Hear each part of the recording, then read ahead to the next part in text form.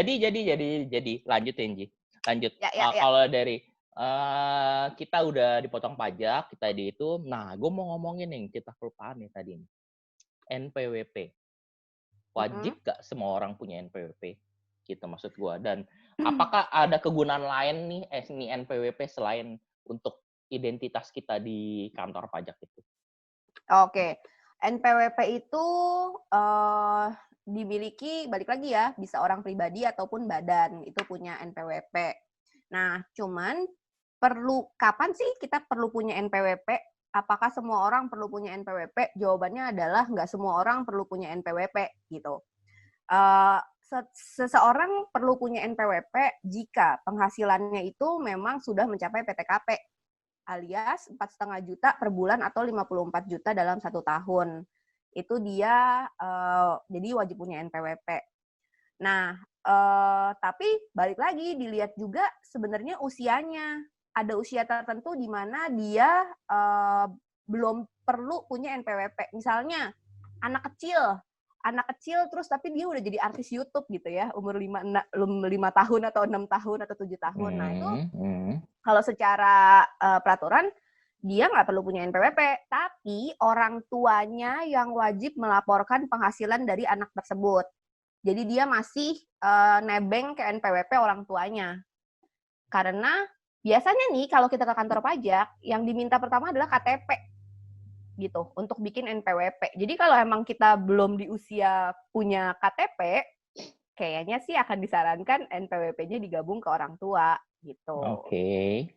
Nah, terus tambahan lagi, kalau sebagai wanita itu terutama yang udah married gitu ya, itu sebenarnya kita nggak wajib punya NPWP sendiri. Kita bisa ikut NPWP suami. Jadi sebenarnya ya itu, kalau sebagai istri kita kalau waktu belum married, maksudnya dari sebelum married udah punya NPWP masing-masing, ya itu bebas ya mau terusin pakai NPWP itu atau digabung. Tetapi kalau waktu kita udah married, terus waktu married itu si istri belum punya NPWP, nah itu bisa menjadi pilihan juga tuh. Ya udah, istrinya nggak perlu bikin NPWP, tapi ikut aja NPWP suami gitu.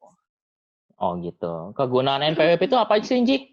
Selain identitas NPWP pajak ada yang lain nggak ya? Kok gue nggak kepikiran ya? Apa lagi? sebagai identitas pajak, iya.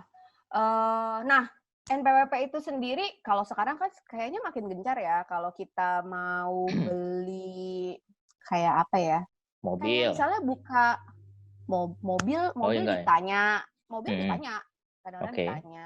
Terus kadang kalau kita mau buka bank account, itu sekarang kan udah diminta tuh foto NPWP gitu kan.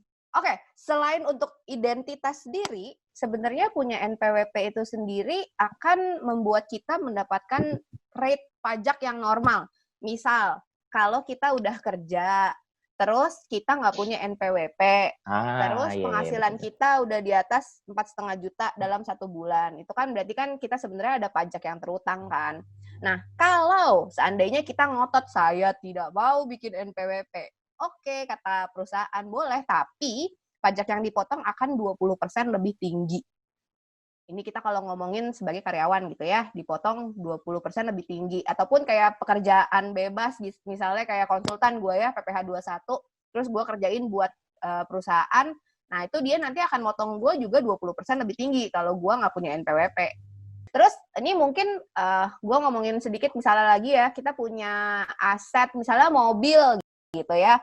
Mobil, terus mobil kita ada banyak. Ini kayaknya mengada-ngada. Wow, Ria ya, Ria. Satu aja mahal bayar Ya, STNK ya sekarang ya. misalnya, terus kita nyewain mobil-mobil ini misalnya ke perusahaan gitu ya, perusahaan. Nah, si perusahaan ini itu akan motong PPh 23 sebenarnya kan dari kita. Nah, untuk PPh 23 sendiri itu kenaikannya nggak cuma 20%, tapi kenaikannya adalah 100%. Which is jadi pajaknya 2 kali lipat dari yang seharusnya. Gitu. Jadi NPWP Kalau nggak ini, punya NPWP gitu maksudnya yes, kalau dinikannya. nggak punya NPWP. Oh iya, 2% jadi 4% ya kalau nggak salah ya. Ya, 100% naiknya kalau Ya. untuk PPh, si PPh 23 itu. Oh gitu. Nah, jadi NPWP membuat pajak kita jadi normal lah. Tapi Tuh, penting kalau lah ya KP-nya jadinya ya. penting sih menurut gua, apalagi kalau penghasilan kita emang udah di layer yang kena pajak ya. Jadi penting, kalau enggak ya itu tiap tahun akan bayarnya jadi lebih tinggi sih. Ya, jadi Bahkan tiap kali dapat penghasilan lah. Jadi untuk teman-teman kayak yang pekerjaannya kan mungkin nggak semuanya kan kerja sama orang gitu kan ya. Mungkin pekerjaannya tuh yang freelancer gitu kan. Yang bagi mereka itu sebenarnya NPWP itu penting juga kan karena banyak kegunaannya gitu kan. Setahu gua juga sekarang yang tadi Angie sebutin hampir semuanya tuh minta NPWP sekarang. Ya untuk hal yang simpel mungkin gitu kan. Yang kayak buka rekening bank, apalagi buka yang sampai buka deposito atau buka beli emas atau beli apa gitu kan. Kebanyakan sebagian besar itu. Lu ke notaris pun lu mau beli rumah atau mau itu mereka tetap harus ada NPWP-nya, benar. Betul, harus ada NPWP-nya gitu. Jadi kegunaannya mungkin enggak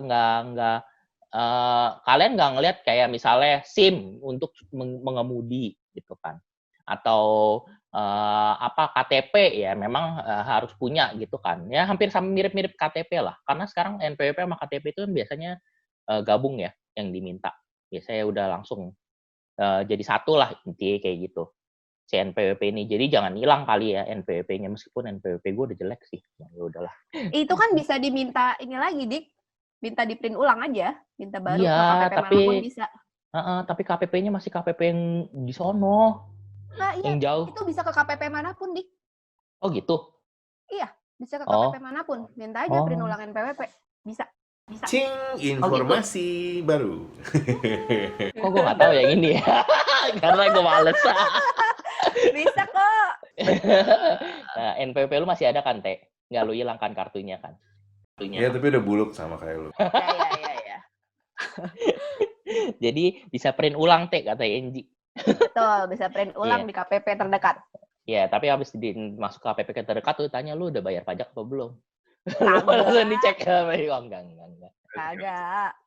Kalau buat gua sih semua kartu dan identitas dan apapun itu, kartu-kartu yang lainnya juga biasa gue foto sih, terus gue taruh di HP itunya, dokumentasinya gitu. Jadi sekarang kan semua udah di situ kan. Kalau butuh apa-apa kan bisa tinggal cuman di either di WhatsApp atau di email, terus nanti di print di sebelah sana gitu kan. Jadi gua rasa itu juga nggak terlalu perlu sampai banget kita bawa selalu kartu itu. Kecuali kalau SIM sama KTP ya. Kalau NPWP selalu biasanya gue ini doang. Iya, betul. Setuju. Kenapa? Ya, masukan ya buat pihak-pihak terkait itu. Buat digital aja lah NPWP-nya. Lebih enak nyimpennya dibandingin lu ngeprint kartu gitu. Susah. Balik lagi sih, Dik, maksud gue kalau mau semuanya secara digital ya, mungkin kalau kita udah nggak ada kesulitan, tapi kalau untuk kayak di pelosok-pelosok tertentu yang internet masih agak sulit gitu-gitu ya, mungkin digital juga agak sulit juga ya untuk diterapkan gitu. Iya, tapi kan yang company gue yang sekarang kan itu sampai pelosok ya sebenarnya ya. Sebenarnya ya. Cuman mungkin kita nggak aware ya. Cuman menurut gua orang-orang yang di luar Pulau Jawa ini gitu kan sebenarnya itu mau loh, dan mereka tahu loh harus ya internet dan itu gitu kan yang lebih memudahkan. Cuman yang belum itu gimana kita penjelasannya ke mereka, intinya penjelasannya ke mereka tuh kurang, dan mereka sebenarnya kalau terakhir berapa kali gue berkunjung ke sana gitu kan, keluar Pulau Jawa itu, menurut gue mereka mau belajar gitu kan, dan mereka menerima gitu loh, maksudnya sekarang tuh udah begini toh, sekarang tuh gue harus begini gitu kan, sekarang gue harus, contohnya gue lapor pajak pakai e-filing tadi gitu kan, iya mereka nerima, cuman memang resources dari pemerintah itu yang itu kan belum semuanya nyampe lah ke daerah sana gitu kan, ke pelosok itu gitu kan, untuk mengedukasi mereka sebenarnya gitu kan.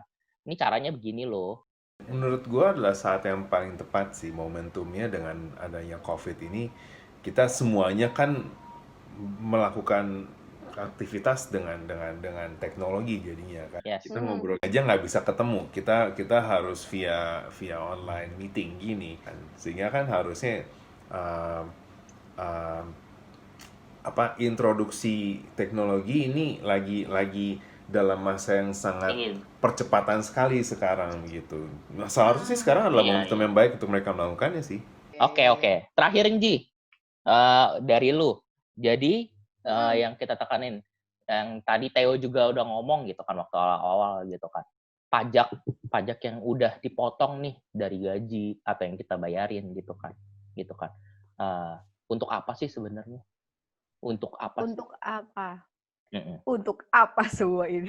Jadi drama nih. Aduh, narasumber kok begini ya.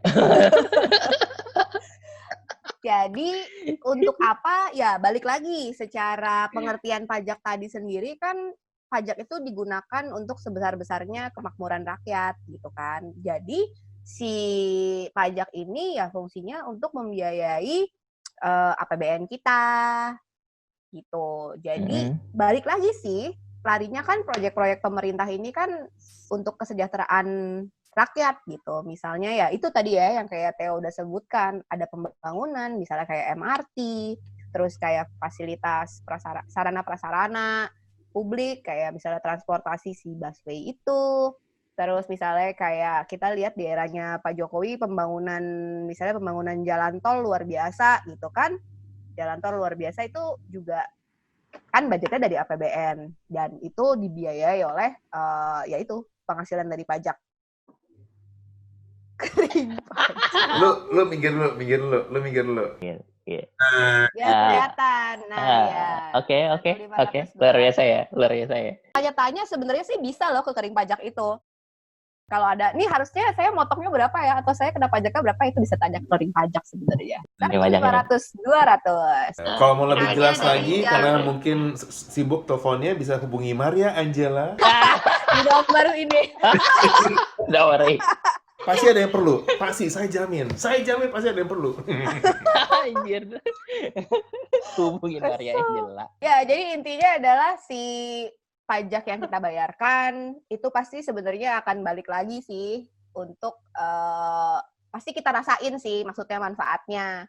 Cuman balik lagi itu tidak langsung, tetapi kalau di eranya terus gue kayak partai politik di eranya Pak Jokowi, sih gue ngerasa ya perkembangannya berasa. Jadi buat gue untuk bayar pajak itu nggak terlalu berat lagi sih sekarang. Terus karena ngurusin pajak juga, sering ke kantor pajak juga, terus gue melihat kinerja orang-orang pajak sekarang, buat gue mereka tuh progresnya banyak banget, udah hampir nggak ada kayak sogokan atau uang bawah tangan, gitu-gitu tuh mereka bener-bener udah clean lah ya. Hampir 100% clean gitu sekarang. Jadi untuk kita sebagai warga negara yang baik, bayar pajak juga rasanya nggak terlalu berat lagi gitu. Kalau dulu kan mikir nih habis bayar pajak nih kemana ya uangnya ya, buat apa ya. Cuman karena kita tahu sekarang uang kita ada di tangan yang baik lah ya, tangan yang baik, terus dikelola dengan baik, jadi rasanya tuh ya nggak terlalu berat lagi sih, nggak kayak dulu. Oh iya. Pertanyaan. Apakah ada transparansi? Transparansi nih maksudnya kayak apa nih? Transparansi sampai sejauh apa nih ya? Transparansi. Kalau dari tanggapannya lu ngomong begitu kan berarti memang ada level of transparency yang bisa didapatkan oleh kita ya. Let's say buat gua lah gitu. Kalau misalkan situsnya pajak gitu, mungkin mereka memberitahukan penerimaan pajak mereka berapa dalam satu bulan, kemudian alokasinya kemana saja gitu. Tapi mungkin dari pajak kan cuma bisa itu doang gitu kan. Mungkin dia bilang oke, gue kasih sekian gue kasih ke science misalkan. Terus si science nanti di science juga ada transparansi juga. Oke, gue terima dari pajak sekian, gue akan gunakan untuk misalkan pembuatan vaksin. vaksin COVID sekian gitu, sehingga bisa mungkin selesai dalam waktu sekian gitu. Nah, itu mungkin tentunya tidak ada kayak gitu kan. So what I'm asking is just apakah ada transparansi dan sejauh mana transparansinya gitu. Balik lagi ya, kalau secara transparansi itu kayaknya, maksudnya gue juga kurang tahu nih Teh, karena kan itu kan sebenarnya internalnya mereka kan, gitu kan, pelaporan dan kawan-kawannya gitu. Gue cuman bisa ngomong kenapa gue merasakan ini lebih clean mungkin dari pengalaman pribadi ya. Ketika dulu lu ngobrol sama orang pajak, nih pastinya kan maksudnya mungkin ada temuan atau apa dalam pemeriksaan, terus ada temuan, terus ternyata kurang bayar sekian. Mungkin kalau dulu itu akan, maksudnya merupakan hal yang cukup lumrah ketika, Pak, tolonglah Pak, gitu, di drop koreksinya, tapi dengan uang sebesar sekian gitu, dan itu mungkin masuk kantong pribadi gitu ya. Nah, cuman kalau sekarang tuh, gue bener-bener udah gak pernah menemukan lagi gitu. Praktek-praktek seperti itu ya, ketika kita ngurusin pemeriksaan, ngurusin di level apalah gitu, itu nggak pernah gue temukan lagi sih. Secara pribadi ya, gue nggak tahu ya, pastinya ada KPP yang gue nggak pernah datang juga gitu kan. Balik lagi, tiap-tiap KPP mungkin beda. Cuman gue ngomong dari pengalaman pribadi gue, di beberapa KPP, gue udah merasakan hal itu gitu. Iya. Oke. Gue bantu jawab, Teh. Jadi kalau misalnya level transparansi itu sebenarnya itu udah dilakukan gitu. Jadi gue nggak tahu tiap berapa lama, tapi misalnya ini habis Juni nih biasanya, ya kan? Habis Juni mereka akan konferensi pers Teh biasanya. Mereka akan kasih tahu nih penerimaan pajak gue itu berapa sih sampai bulan tersebut. Dan dari target itu kurang berapa. Orang pajak akan biasanya, si Dirjen Pajak itu akan konferensi pers biasanya. Dan mungkin untuk buka, karena dulu gue konsultan dan NG itu pasti dapat tuh biasanya tuh yang kayak presentasinya atau apanya gitu kan. Ini level penerimaan negara tuh udah berapa, gue kurang berapa, targetnya tuh apa yang mau dilakukan. Itu ada sebenarnya Teh. Sudah dilakukan sama mereka. Dan kebanyakan dapatnya dari mana, itu udah kelihatan tuh di situ. Gitu kan. Tapi abis itu kan setelah mereka nerima, itu akan kemana gitu kan, dialokasikannya kemana, kan yang transparansi itu kan yang lu tanya gitu kan. Itu biasanya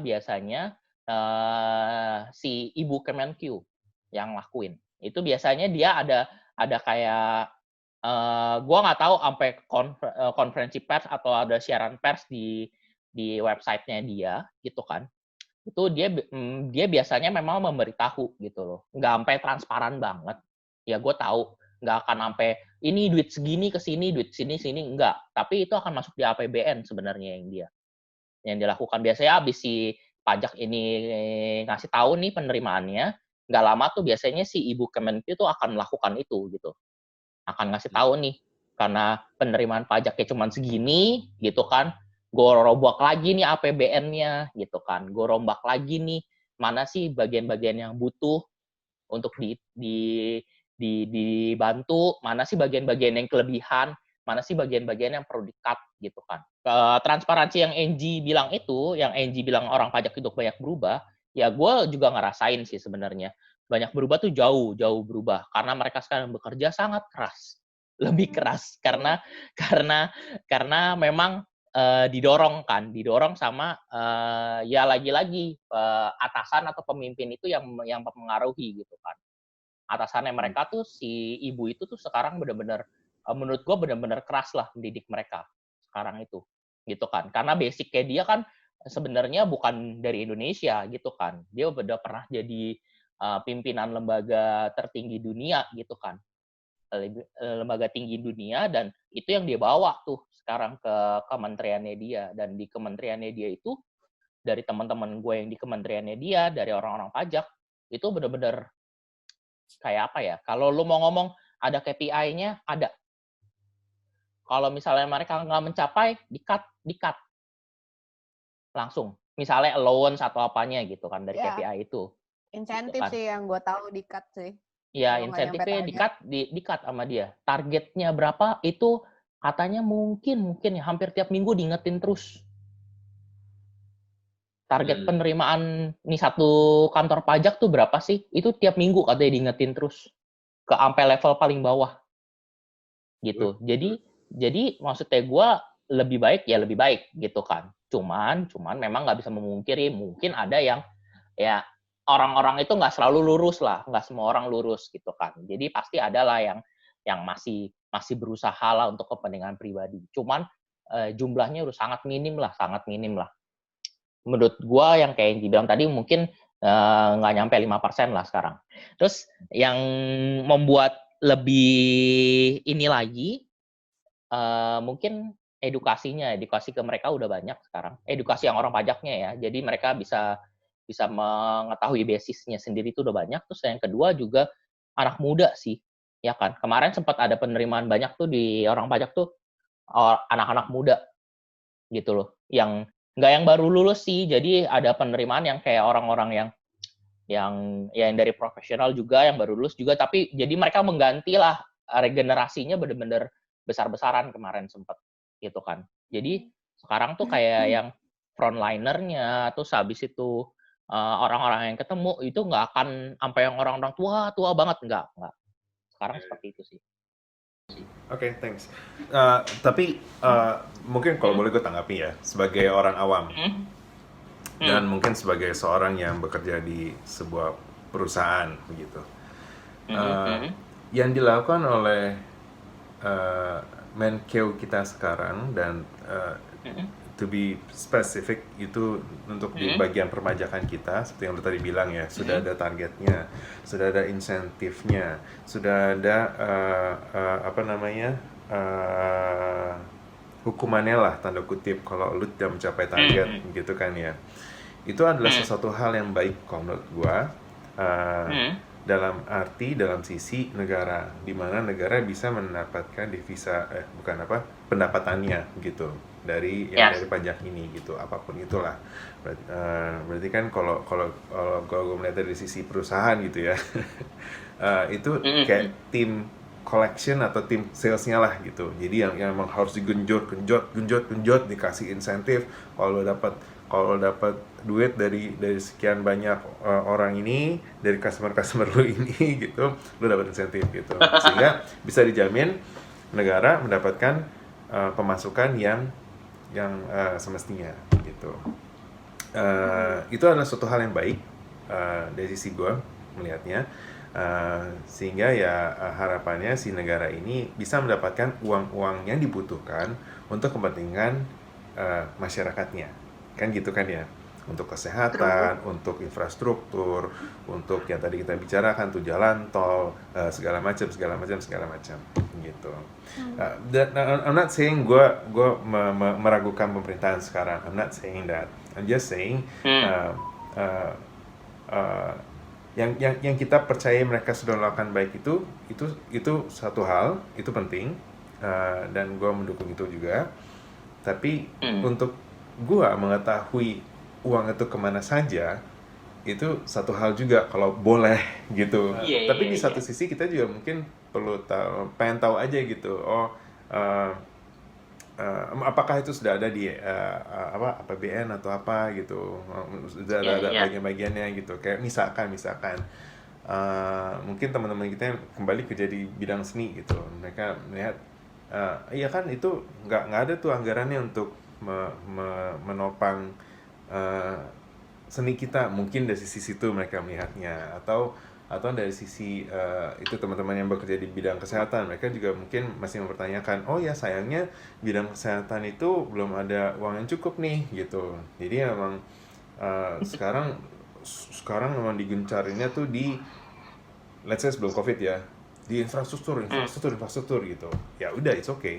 Kan itu juga sebenarnya juga suatu strategi dari yang bapak tertinggi kita itu kan begitu. Emang kebutuhannya apa nih gitu. Ya gitu. Cuma pengen tahu aja sih transparansinya apa. Oke. Kalau dari Theo mungkin transparansi. Itu cuma tanggapan doang, tidak perlu di ini lagi kok. Apa baru mau ngomong Pak, nanti saya research dulu ya Pak. Banyak konsultan. Nanti saya research dulu ya Pak. Saya juga kurang tahu. Ya. Maksudnya Theo bukan itu kali. Mungkin kalau dari kita, gua sama Angie mungkin slightly meskipun nggak sampai jelas, tapi udah dapet informasi gitu kali. Tapi memang mungkin informasinya nggak nyampe apa ya? Nggak nyampe yang ke bawah kali ya. Meskipun nggak detail, tapi seenggaknya hampir semua orang harusnya terima hal tersebut gitu loh. Sehingga kalau gue tangkap ya Teh, dari omongan lo, sehingga orang tuh rela untuk bayar pajak karena gue juga tahu pajak gue itu buat apa. Ownership, buy-in-nya apa gitu. Yes. Jadi sampai sekarang mungkin ada beberapa orang yang mikir ngapain sih gue bayar pajak gitu, atau mungkin yang nggak usah lah, gue mendingan gue kurangin laporan pajak gue bayar sekian aja gitu. Jadi untuk misalnya teman-teman yang nonton atau apa, nanti kalau emang mau nanya ya mungkin bisa komen atau apa gitu kan, atau kontak masing-masing. Tanya Theo juga nggak apa-apa, Theo udah ahli kok sekarang soal pajak gitu kan. I will take your job, Angie. Theo itu orang yang sangat hati-hati loh, Ji. Dia tuh lompat-lompat tuh. Lu tahu kan jurusannya di apa, tuh sekarang dia jadi apa gitu kan. Yang dia nggak pelajarin sama sekali kan dulu waktu di jurusannya itu gitu kan. Terus dia belajar sendiri, terus sekarang tiba-tiba bisa jadi. Nah gitu kan. Apa mau cerita Teh? Oh nggak usah. Tapi Teh, menurut gue ini adalah lahan basah Teh, menurut gue. Yang penting ngomongnya meyakinkan. Yang penting ngomongnya meyakinkan. Betul. Lu promo dulu tuh, belakang lu ada apa tuh, Bdik? Promo dulu tuh, ada DJP online apa tuh? DJP online. Ya, jadi DJP online itu juga makin fungsinya makin banyak sih. Kayak kalau yang kita tahu sekarang kan pemerintah memberikan insentif perpajakan gitu kan. Kayak yang tadi yang PPh final 0,5% itu bisa nggak perlu bayar untuk masa April sampai September gitu kan. Nah, itu pelaporan dan kawan-kawannya udah bisa langsung dilakukan di DJP online. Even untuk surat untuk surat kayak SKB-nya gitu ya, surat keterangan bebasnya, itu juga bisa di-request di DJP online. Jadi semuanya sekarang serba online sih kalau untuk pajak, jadi lebih mudah juga sih untuk para wajib pajak. Ya tuh ya kan. Ya tuh. Jadi di KSWP ini nih. Biasanya gue ngeliat kecenderungan gue sama Angie itu biasanya tanya-tanya hanya di bulan-bulan mau ngelaporin pajak pribadi. Baru mulai panik semuanya. Ini gue ada begini nih, gue ada begitu nih gitu, atau keluar peraturan baru yang mempengaruhi semua orang. Contohnya dulu apa ya, sempat ya tax amnesty, betul. Tax amnesty atau ya amnesty lah Inji, paling banyak pertanyaan ya. Karena kan banyak tanah-tanah atau harta-harta yang nggak dilaporin ya. Terus cara ngelaporinnya kayak gimana gitu kan, maksudnya kan. Nah itu, jadi maksudnya gue itu sekarang, kok mau nanya tanya sekarang, jangan nanti waktu lu udah mau ngelaporin, lu udah deadline itu biasanya Maret ya kita ngelaporin kan. Nah Maret bener. Ya 2 minggu sebelumnya atau 3 minggu sebelumnya baru gembar-gembor, woi ini gimana cara ngelaporinnya, ini gue punya ini, gue punya tanah di sini gitu. Ya maksudnya gue kalau emang ada pertanyaan atau itu ya kalian bisa komen atau hubungin gue lah, kalian tahu lah, atau Angie gitu kan, atau mungkin teman-temannya Theo, saudara-saudaranya Theo gitu kan, ya kan. Ya jadi ya maksudnya yang sekarang ini kita ngelakuin ini kan untuk bukan sosialisasi sih, maksudnya untuk ngasih tahu lah, mengedukasi biar lebih ada ownership-nya dari masing-masing dari kita untuk bayar pajak kan, bedanya itu. Maksudnya gitu ya. Oke. Betul. Ada yang lo mau omongin lagi, ada yang mau tanya sama Angie, mumpung nih, gila lo narasumbernya udah puluhan tahun nih tempat orang pajak lo, gila, tua banget gua. Gila lo. Dia udah bekerja di bidang pajak tuh udah 5 tahun. Berapa? Lebih lah kalau 5 tahun. Oh, lebih. Lebih lah. Jualnya agak lebay dikit dong. Dia sudah 20 tahun melalang buana kemana-mana sih. Coy, 20 tahun dia masih SMA. Masih dia SMP. 20 tahun. Oh, SMP ya, oke. SMP. Oh, kan tapi dulu SMA nomor 1, masuk koran dia. Yang dulu dia nyombongin ke gua, sebel banget gua itu, inget banget gua. Gua nomor 1 Jakarta katanya sih gua. Tapi gua nggak pernah lihat ya korannya ya. Gua nggak tahu. Ada lu yang nunjukin ke gua ya, gua gampar lu. Beneran lu yang nyombongin ke gua ya waktu lu dapet masuk koran itu dan ada nama lu. Ingat banget gua sampai sekarang. Ya begitulah. Itu apa ya? Gemilang masa muda. Gemilang masa muda. gitu. Ya paling kalau dari gua udah ya teman-teman ya. Itu aja sih untuk yang sekarang. Ya kan. Ini kan masih awal kan. Mungkin nanti kalau ada banyak yang nanya, banyak yang pengen itu, kita akan ketemu lagi dan kita jawab pertanyaan-pertanyaan yang lain lah gitu maksud gue. Kan mungkin banyak yang pertanyaan kan. Ini kan bebas saya pertanyaan, cuman gue lebih fokus ke individu sih sebenarnya. Karena kalau perusahaan ya berbayar tetap aja ya gitu kan. Kalau perusahaan kan banyak konsultan lah yang bisa mereka pakai gitu kan. Cuman kalau maksud gue untuk individu, hubungi nomor saya. Enggak ada. Gue nggak masukin. Kepentingan pribadi ya nih anak kayak lama-lama ya.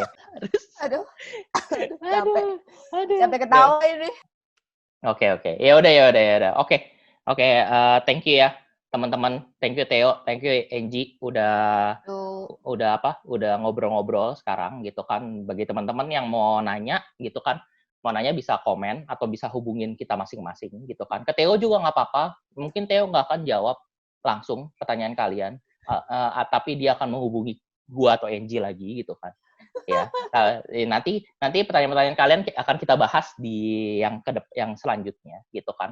Mudah-mudahan ini tujuannya sih untuk lebih nggak mengenalkan pajak sih, untuk membuat orang-orang lebih aware sih soal hal ini gitu kan. Kenapa gue memilih konten ini? Karena ya emang salah satu bidang yang gue gelutin sekarang dan menurut gue masih sangat rendah pengetahuan tentang pajak, dan nggak segitunya menurut gue pemerintah kita cuma ngomong lu harus bayar pajak gitu kan, lu harus bayar pajak tapi lu nggak dikasih tahu gitu kan pajak lu tuh untuk apa, nggak segitu detailnya gitu kan.